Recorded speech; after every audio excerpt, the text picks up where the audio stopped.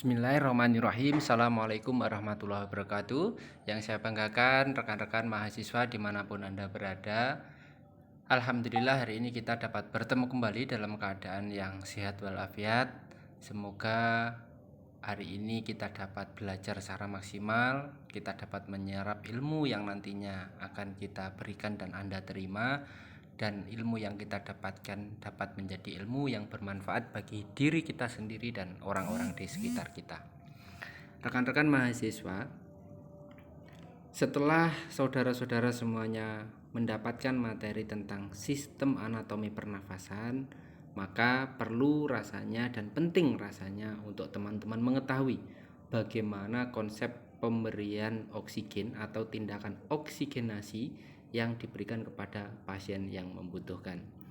Apa-apa saja yang diperlukan untuk tindakan oksigenasi, kepada siapa tindakan oksigenasi diberikan, itu nantinya akan kita bahas dalam pertemuan kali ini.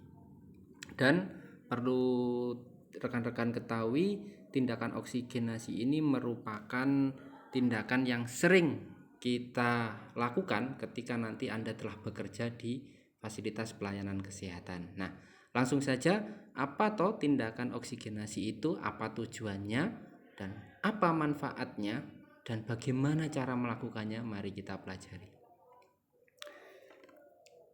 Tahukah Anda, sistem pernafasan atau pernafasan adalah suatu peristiwa ketika tubuh kekurangan oksigen. Oksigen yang beredar di luar tubuh dihirup melalui organ-organ pernafasan. Nah, inilah yang dikatakan dengan inspirasi atau ketika kita menghirup oksigen dari luar. Kemudian selain kita melakukan inspirasi, kita juga ada satu kondisi yaitu ekspirasi. Apakah ekspirasi? Ekspirasi merupakan suatu keadaan bila tubuh kelebihan karbon dioksida, maka tubuh berusaha mengeluarkan dengan menghembuskan nafas sehingga terjadi suatu keseimbangan antara oksigen dan karbon dioksida. Rekan-rekan sekalian, saluran pernafasan atau saluran pernafasan itu terdiri dari rongga hidung dan nasal. Kemudian ada faring, laring, trakea, percabangan bronkus, dan paru-paru. Ini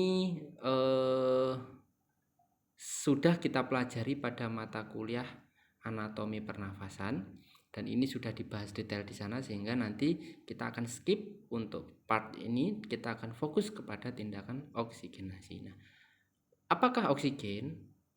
Oksigen merupakan suatu gas yang tidak berbau, tidak berwarna, dan tidak dapat dilihat serta mudah terbakar. Nah, adapun oksigen ini sangat berguna untuk proses metabolisme guna membantu pembakaran dan menghasilkan tenaga atau energi. Selanjutnya, konsep oksigenasi. Beberapa konsep yang ada di dalam tindakan oksigenasi. Yang pertama itu adalah ventilasi. Ventilasi merupakan suatu pertukaran oksigen dan karbon dioksida antara udara dari luar dan udara di alveoli. Nah, proses ini terjadinya adalah di alveolus, di dalam paru-paru. Kemudian yang kedua itu adalah adanya difusi. Difusi merupakan suatu pertukaran oksigen dan karbon dioksida antara alveoli dan pembuluh darah. Rekan-rekan sekalian, pembuluh darah atau darah merupakan pengangkut oksigen untuk diedarkan ke seluruh tubuh sebagai bahan bakar untuk proses metabolisme. Nah, untuk yang ketiga inilah yaitu transportasi, di mana terjadi pertukaran oksigen dan karbon dioksida di dalam pembuluh darah. Oksigen yang beredar dari luar kita hirup itu akan diikat oleh hemoglobin. Nah, hemoglobin inilah yang nanti sangat menentukan berapa banyak kadar oksigen yang dapat diikat dalam darah.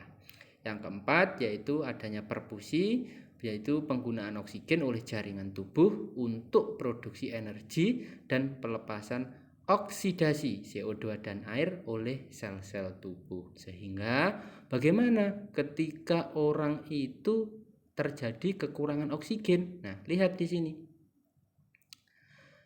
Pada saat perfusi, ketika terjadi kekurangan oksigen, maka yang terjadi adalah menurunnya produksi energi, mudahnya adalah seperti itu. Sehingga tampaknya nanti orang itu akan tampak lemas, lelah, dan lain sebagainya. Nah, pada saat inspirasi rekan-rekan selama pernafasan itu ada 500 ml udara di atmosfer yang dimasukkan ke dalam paru-paru. Nah, adapun 500 ml tersebut kadar oksigen murninya ada 20%, nitrogen 79%, CO2-nya 0,4 sampai dengan 1%. Jadi tidak semuanya itu adalah 100%. Sehingga hal-hal apa saja yang sangat mempengaruhi kualitas dari pernafasan, kualitas dari oksigen, pada slide ini nanti juga akan kita bahas. Kemudian pada saat ekspirasi itu kita ada oksigen 16%, nitrogen 79%, dan CO2 0,4 sampai dengan 4%. Nah, teman-teman sekalian, perlu kita ketahui macam-macam pernafasan. Pernafasan yang normal ini untuk bayi itu tidak teratur. Ring normalnya adalah antara 30 sampai 80 kali per menit dengan rata-rata 40 kali per menit. Untuk anak-anak itu adalah 20 sampai 30 kali per menit, dewasa 16 sampai 20 kali per menit, dan orang tua adalah 14 sampai 16 kali per menit. Pak, kenapa orang tua ini lebih rendah untuk respirasi rate-nya? Nah, ini mungkin di sini mulai menurunnya fungsi-fungsi organ pernafasan, sistem kardiovaskuler itu sudah mulai menurun kan. Kalau tua, elastisitas pembuluh darahnya juga menurun sehingga kemampuan hemoglobin untuk mengikat oksigen dari luar ini juga menurun. Kemudian kondisi apnu. Ya, apnu itu adalah henti nafas. Jadi teman-teman sekalian, nanti kalian akan mengenal yang namanya henti nafas. Henti nafas ini dimana fungsi dari paru-paru dia tidak bisa mengembang, kita tidak bisa inspirasi dan ekspirasi. Penyebabnya ada macam-macam sekali. Nah, henti nafas ini merupakan kondisi kegawat daruratan. Sehingga jika tidak terjadi, tidak ada pertolongan secara signifikan, secara cepat kurang dari 20 detik, maka kemungkinan kematian itu akan sangat besar. Kemudian yang ketiga adalah dyspnea atau dyspnea, yaitu kesukaran bernafas dan nyeri waktu bernafas ditandai dengan menggunakan otot bantu pernafasan. Rekan-rekan sekalian mungkin pernah tahu ya orang yang sesak nafas yang sampai menarik panjang, terjadi retraksi kosta. Retraksi kosta ini adalah pergerakan tulang-tulang dada ini ke depan ya saat bernafas. Jadi nafasnya sangat terasa sesak, berat, itulah yang dikatakan dyspnea.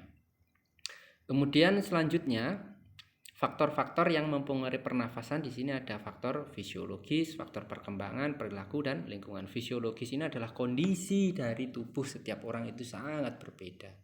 Ya, stres ini juga bisa berpengaruh. Kemudian perkembangan ini kerap kali dikaitkan dengan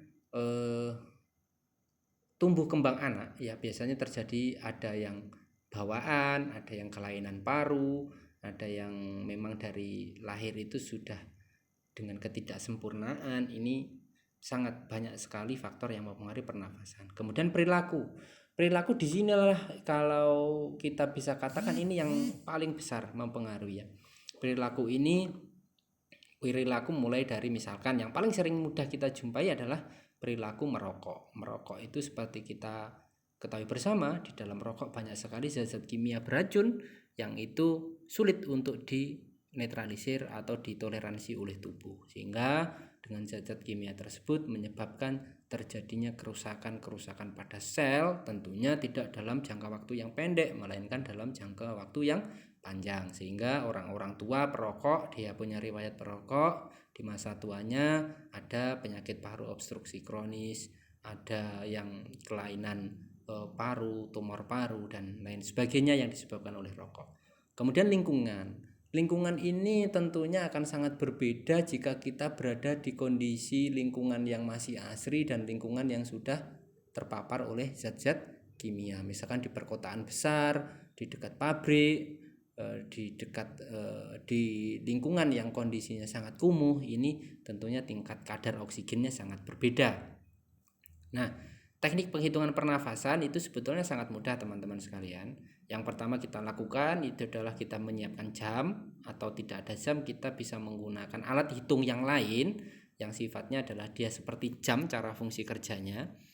Tapi yang ideal untuk kita gunakan adalah dengan menggunakan arloji, kemudian catatan dan pena. Langkah tindakannya yang pertama, lakukan bersamaan dengan denyut nadi ya. Jadi nanti kita di skill lab kita akan ajarkan bagaimana cara menghitung respirasi rate atau RR. Nah, kemudian kita hitung tiap gerakan dalam 30 detik kali 2 atau selama 1 menit utuh. Nah, ini kita sangat menganjurkan untuk menghitung hitungan pernafasan itu adalah 1 kali menit secara utuh ya teman-teman sekalian. Kita lihat, kita hitung berapa kali dia retraksi, berapa kali dia inspirasi ya. Kemudian kita tuliskan. Nah, normal dan tidaknya adalah kita mengacu kepada yang ini tadi.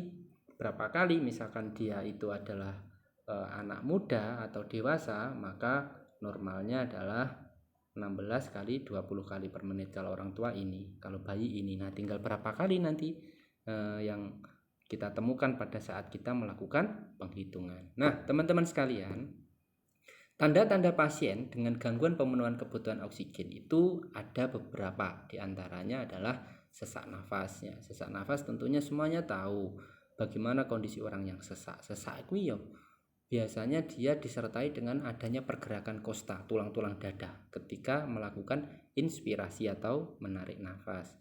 Kemudian adanya obstruksi. Obstruksi ini sama dengan penyumbatan jalan nafas. Nah, penyumbatan jalan nafas ini kerap kali disebabkan oleh adanya sputum. Sputum itu adalah dahak ya. Kemudian penyempitan bronkus. Nah, bronkus ini merupakan saluran yang masuk ke paru-paru. Dia seharusnya fleksibel ya, dia elastis, bisa mengembang dan mengempis. Kalau dalam kondisi penyempitan, ketika dia inspirasi, menarik nafas, dia tidak bisa mengembang seperti selang itu, analoginya selang air itu dia sudah kaku ya, sudah mati ya.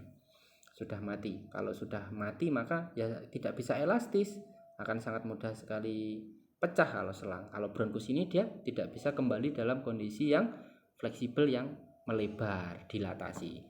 Kemudian kelumpuhan otot pernafasan. Teman-teman sekalian, semua organ yang ada di dalam tubuh kita itu digerakkan oleh otot, termasuk sistem pernafasan. Nah, sistem pernafasan ini membantu untuk mendorong paru-paru saat kita ekspirasi dan melonggarkan, menjadikan paru-paru itu longgar atau dilatasi pada saat kita melakukan inspirasi atau menarik nafas. Nah, kemudian gangguan pemenuhan kebutuhan oksigen yang lain ditandai juga dengan kegagalan fungsi paru. Paru-paru ini tidak bisa berkembang, Ren. Ya, seperti halnya balon itu ya. Balon itu kamu isi air ya.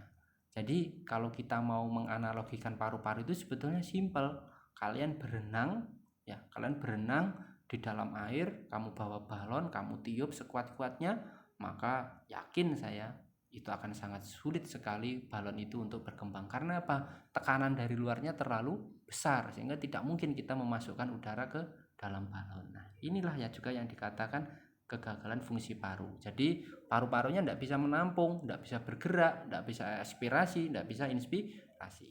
Kondisi-kondisi parah seperti ini biasanya selain oksigenasi kita juga dipasangkan alat pernafasan yaitu ventilator. Nanti akan kita pelajari lebih lanjut.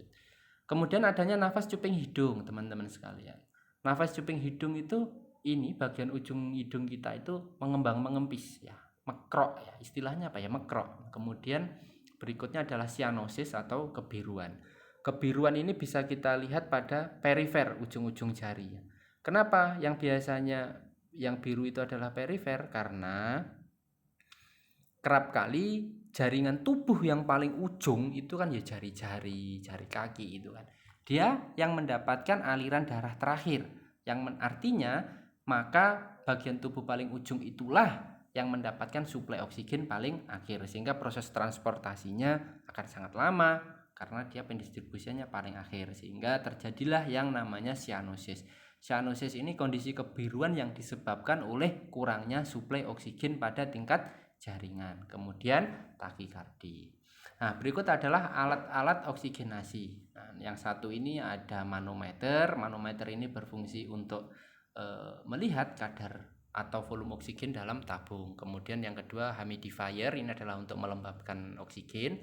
Yang ketiga ada flow meter, kemudian yang keempat ada tabung atau yang roda itu ya, biasa kita sebut dengan troli oksigen. Kemudian ada masker, yang kelima ini ada kanul nasal, kemudian yang keenam ada masker oksigen. Oke, baiklah rekan-rekan. Untuk penjelasan tentang alat-alat oksigenasi akan saya jelaskan pada video selanjutnya. Silahkan disimak, dipelajari. Terima kasih. Mungkin ini yang dapat saya sampaikan untuk konsep oksigenasi. Semangat belajar. Semoga bermanfaat dan sampai jumpa pada pertemuan selanjutnya. Terakhir, pesan dari saya kepada semua mahasiswa, jangan pernah berhenti belajar agar kita tidak menjadi pemilik masa lalu.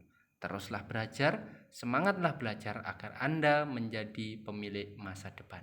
Terima kasih, saya akhiri. Assalamualaikum warahmatullahi wabarakatuh. Salam sehat.